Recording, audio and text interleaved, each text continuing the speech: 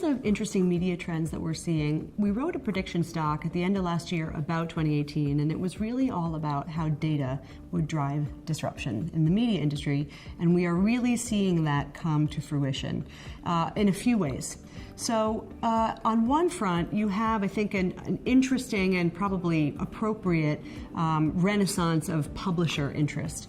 Marketers are facing brand safety, viewability, fraud, quality concerns with their media, which have arisen really, I think, in the last 10 years as technology has sort of subsumed great, thoughtful media planning. And I think brands are realizing that there's a really important place for publisher relationships that's both about the media environment and about the really valuable data that publishers have. Publishers have relationships with their consumers, with their users, and that is the kind of data that marketers want to get access to. You're seeing a lot of new kinds of relationships form following that model of publisher, marketer, media plus data kinds of deals.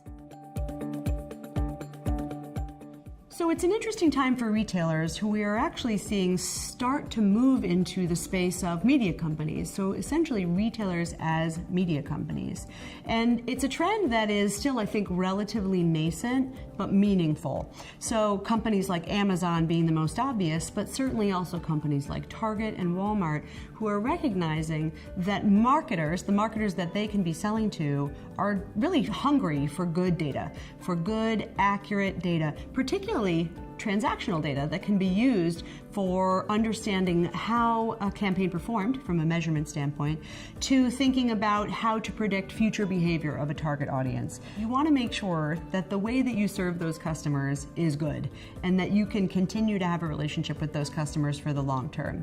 So my expectation would be that when retailers are building out media practices, media and data practices, they're thinking long and hard about the implication for their own customers. Another really interesting trend around data driving disruption is with respect to the duopoly with Google and Facebook.